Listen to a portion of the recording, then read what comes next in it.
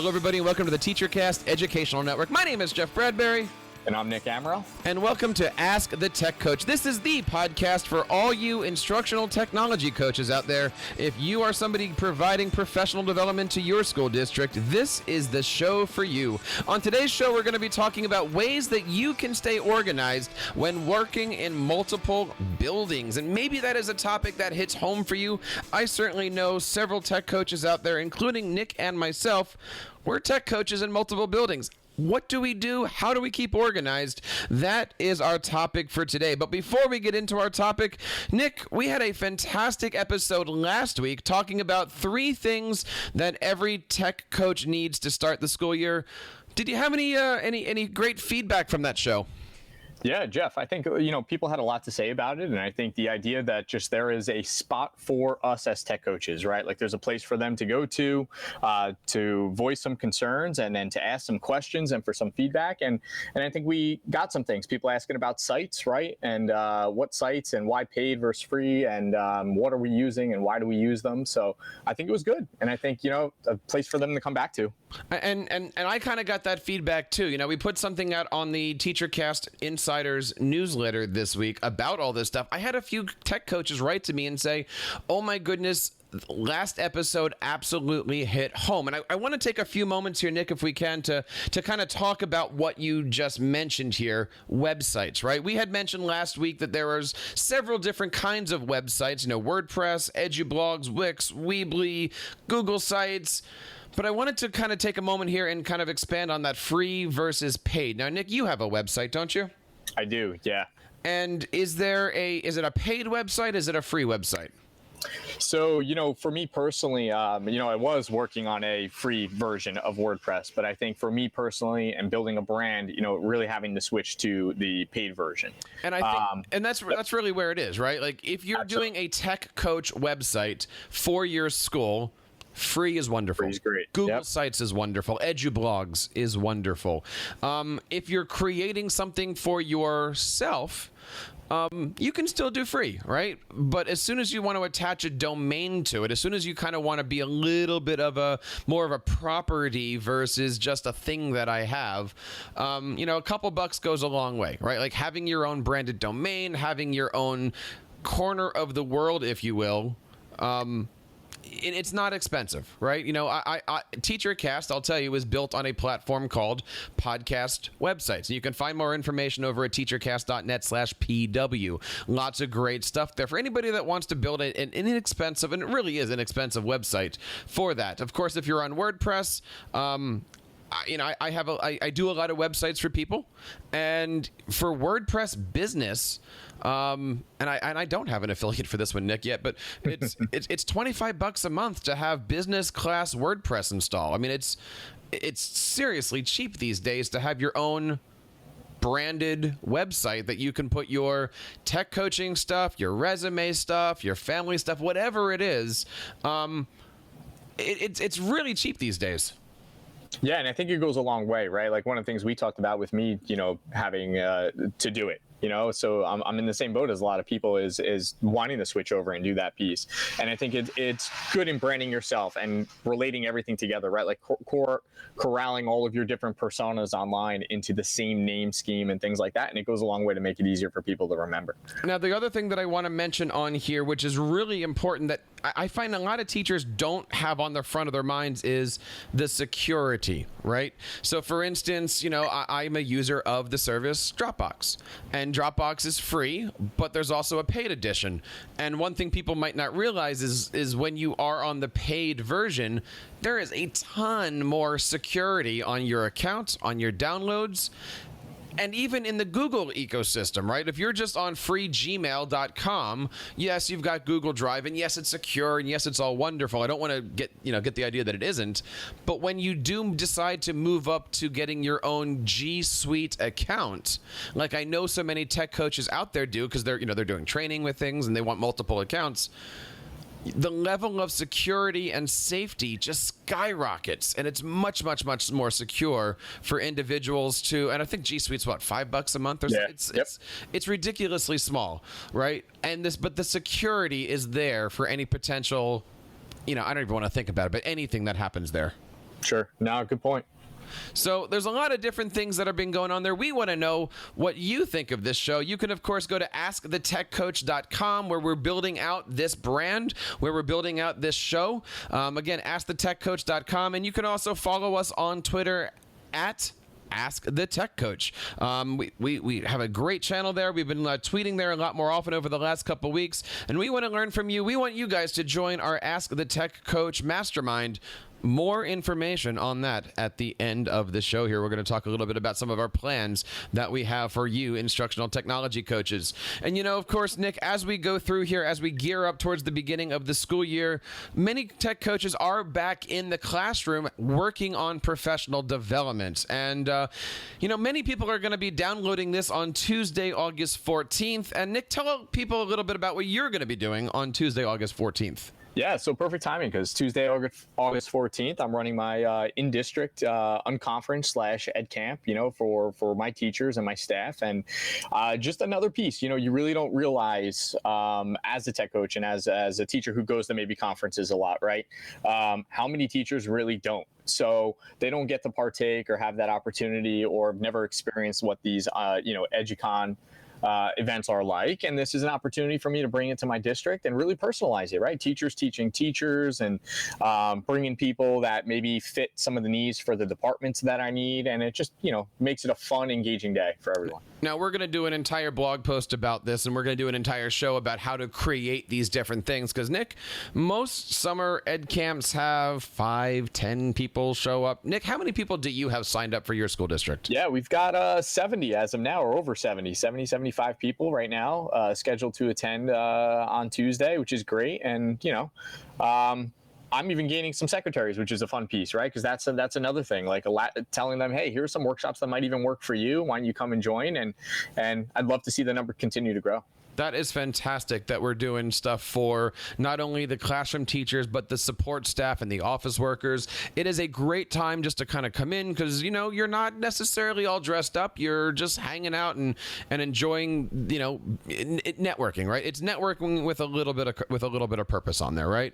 Yeah, definitely. So fun time, right? Shorts, show up in sandals and learn some things, and you make the day what you want, right? Now, when you're looking at a summertime thing, and I don't want to go into too much about this, because, again, we're going to do a full-blown episode, but is there a difference between school time PD and summertime PD? Or are you just doing your school time stuff all on the same day and inundating people with, you know, Google Docs and Google Classroom stuff? Yeah, sorry, that was my dog barking there.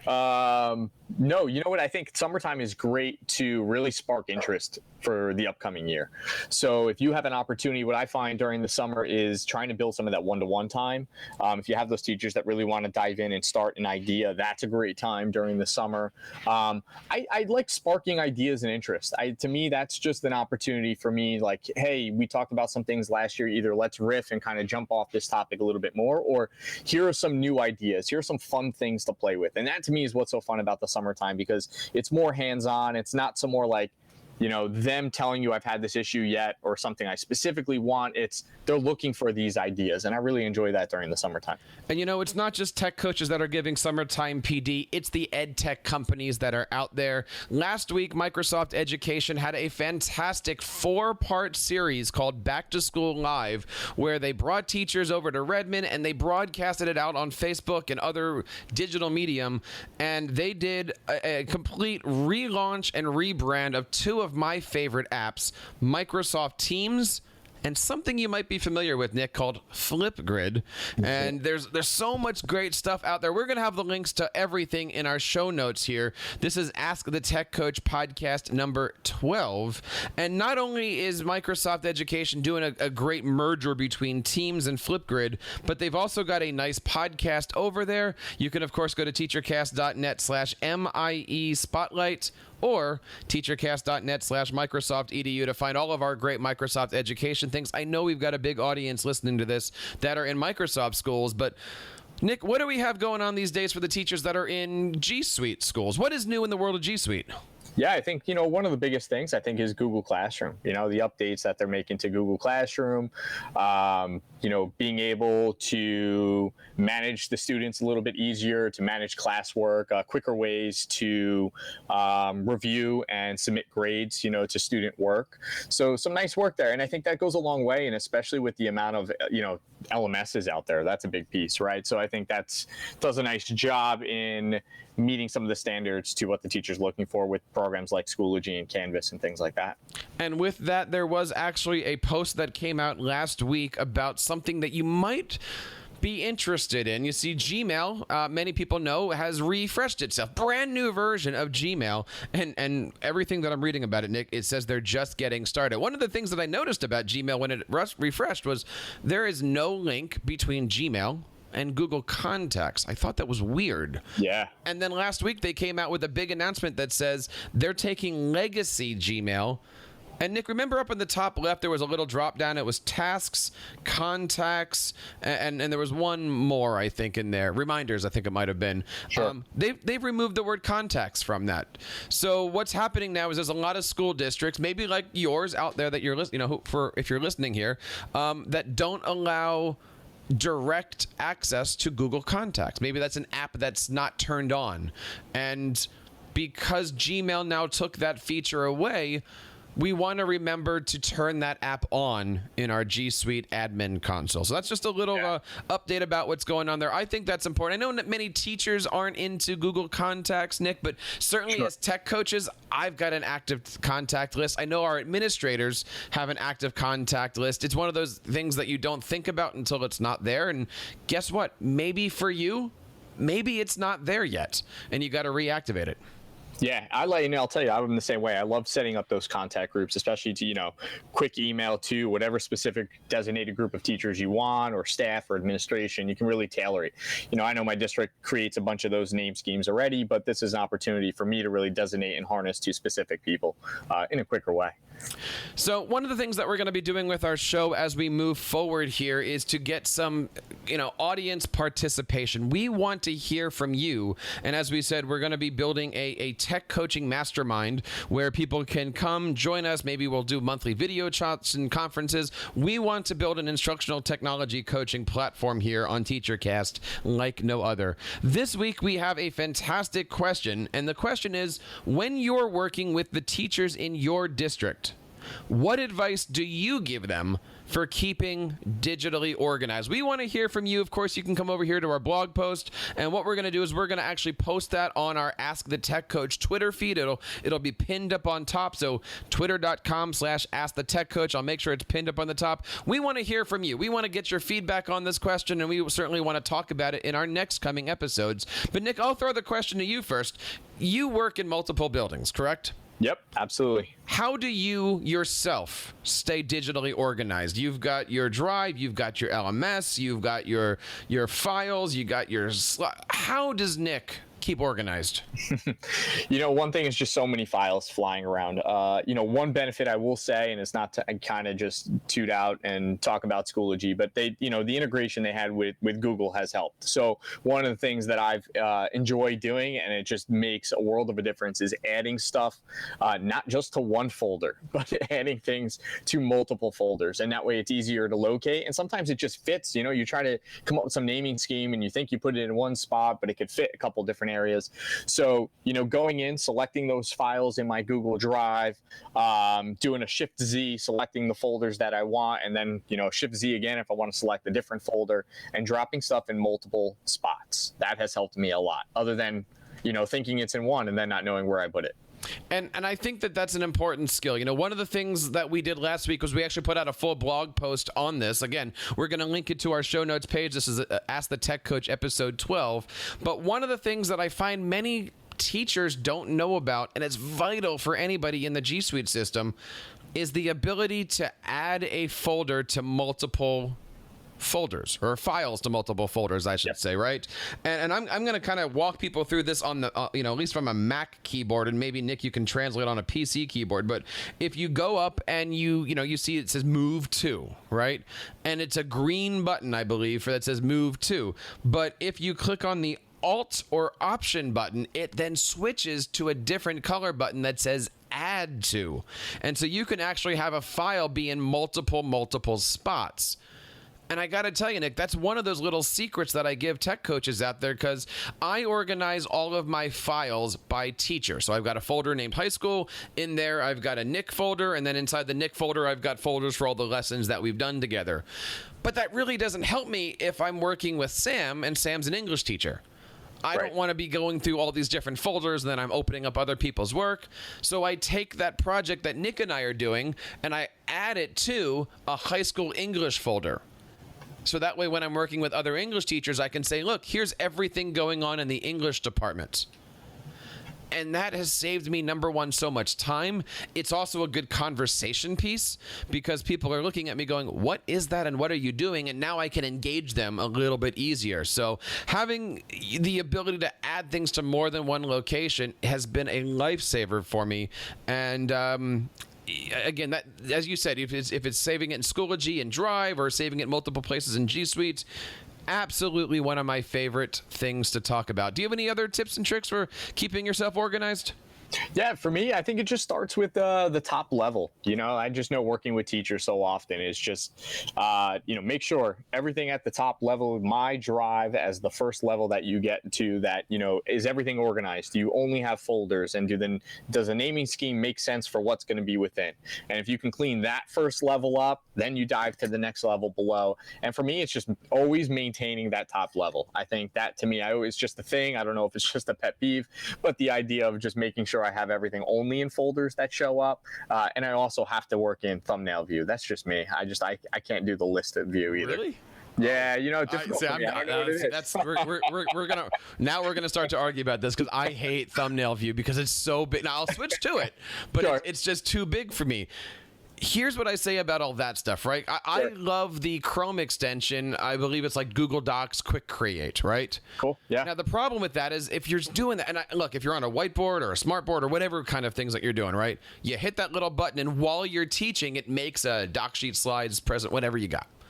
But of course, it automatically saves it to, as you said, that top level. And the next thing you know, you're looking at everything, and you're going, oh my goodness. What do I do? And my analogy is this. If you go into your bedroom tonight and it's completely clean and you take off your sock, what are you going to do with your sock? You're going to probably put it in the hamper.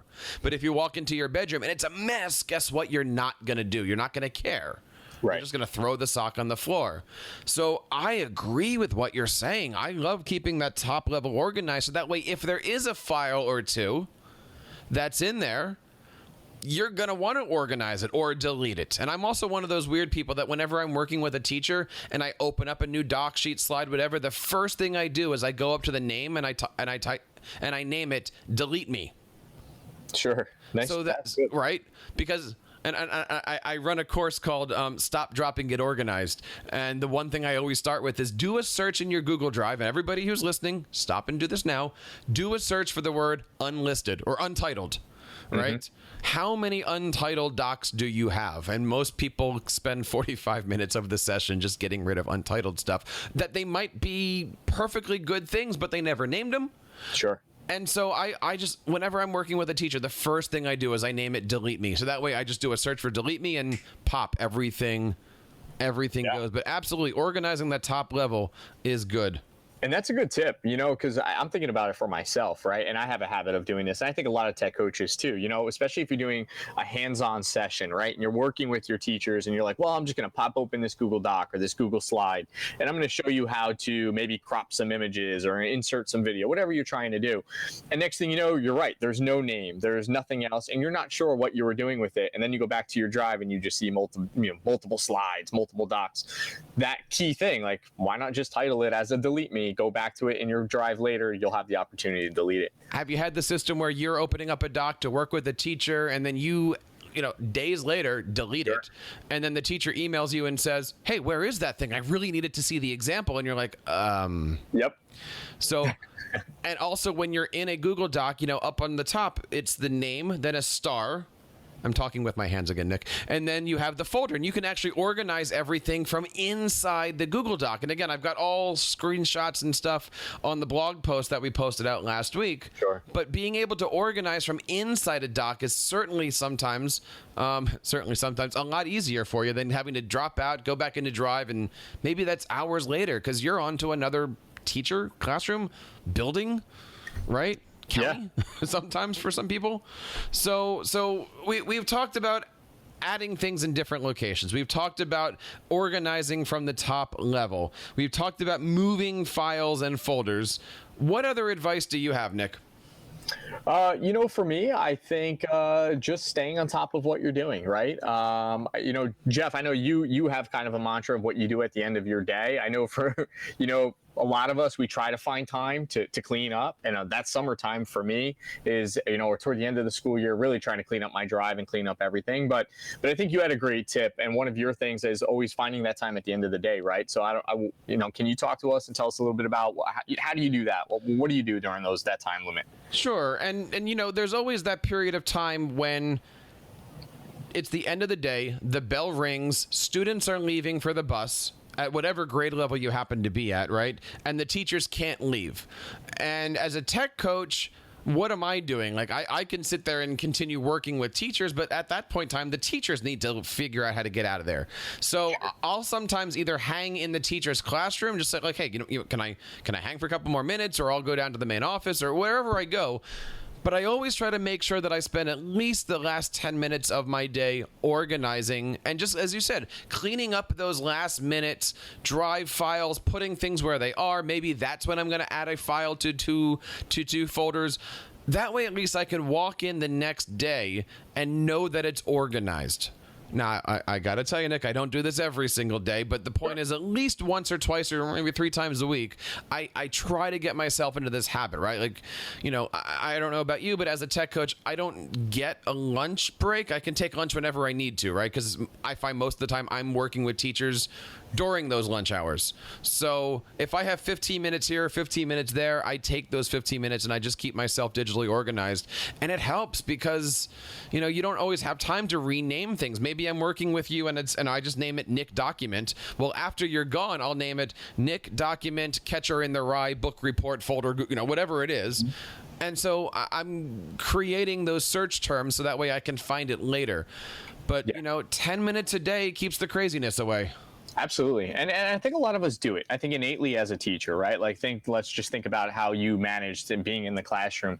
A lot of us did that at the end of a day, right? Before you want to go home, let me gather all of my stuff for my lesson tomorrow and make sure it's all organized. That way, when I come in, I can hit the ground running. Or I had a habit of doing it. For me, it was always, I liked those mornings and getting in early and kind of let me just make sure my whole day is mapped out here and everything's organized and ready to go in the order of how I need it. So, I totally get what you're saying. And I think end of the day as a tech coach is best case scenario. Absolutely. And just finding that time up to use, and to use wisely.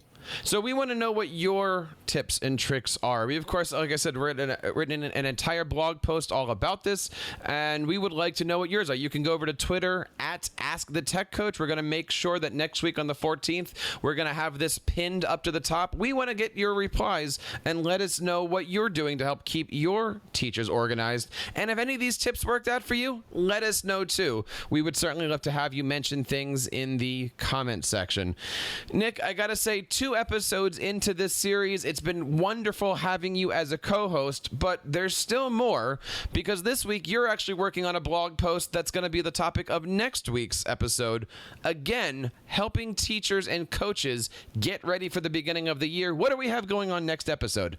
Yeah, so we're going to talk about how to survey staff, right? Like, how do you send surveys? How do you create them? What platforms do you use? I think we all do it as tech coaches. I think the teacher voice is a piece that's really needed to help design or redesign professional development and really get to the heart of what they want and what they need. So When do you survey? How do you survey? What does it look like? I think those are all the questions we always ask. How often do we do it?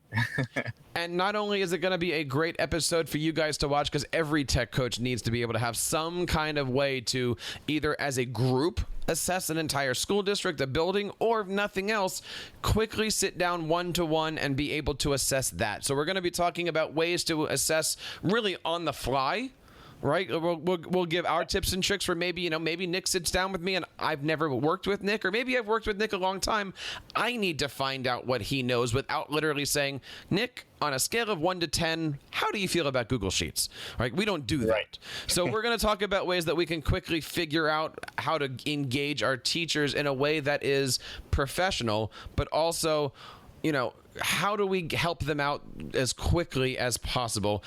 And so stick around for that episode. Is going to be coming out. Let's see. That will be August the 21st. We're looking forward to having you on for that one as well. Now, of course, there's several great ways that you can reach out and be a part of the show. Again, you can go to www.askthetechcoach.com. That's askthetechcoach.com. And, of course, find us on Twitter at AskTheTechCoach. Now, Nick, we had kind of tease this a little bit, but we are in the process of creating an instructional technology coach mastermind. Have you ever been in a mastermind before, Nick? No, I have not. What does the word mastermind mean to you? Just someone kind of all-knowing, right? Like has an idea of a lot of different things. It's an interesting way that you said somebody who's all-knowing, because in education, we don't really think that way. We have this philosophy that the smartest person is the room. The room, yep. And that's exactly what we're building for you guys. We are out there actually in the process right now of working on a room where all instructional technologies can come and learn from each other, share resources, maybe become a guest on our show, maybe become a guest blogger on our Ask the Tech Coach blog. But we're looking to put together something that's pretty special for you. And of course, we're looking for a little bit of feedback to say, what could that be? What could we design for you guys? What could we turn this community into? So that way it's pretty special for you. And again, you can always go over to Twitter and Ask the Tech Coach. Let us know what you think as we go through here. Our goal is to have it launched by the end of August, beginning of September, and of course do all that stuff with you in mind, so that way we can all learn from each other on this journey. Nick, I want to say thank you so much for being a co-host. It is so nice to have you here. What are you doing the rest of the school year here? What are you doing to prepare yourself for the beginning of your year? Yeah, attending some some conferences. I know tomorrow I'm going to be at a conference in South Jersey, so doing some presenting on PD. Hopefully get it out to another one the following week, and then just prepping and take some summertime vacay. It's needed. It is absolutely needed. It's going to be a great year ahead. It's going to be a long year ahead, and we want to find out what you guys are doing. So stick around with us. Please subscribe to us. We're on Apple Podcasts, Google Podcasts, Stitcher Radio, and anywhere that your podcasts are found. If you're listening to this show, please feel free to leave us a rating and a review in iTunes. We would certainly love it. And that ends Ask the Tech Coach episode 12. On behalf of everybody here on the TeacherCast Educational Network, my name is Jeff Bradbury. I'm Nick Amaral. And we want to say thank you so much for joining us today. Keep up the great work in your classrooms and continue sharing your passions with your students.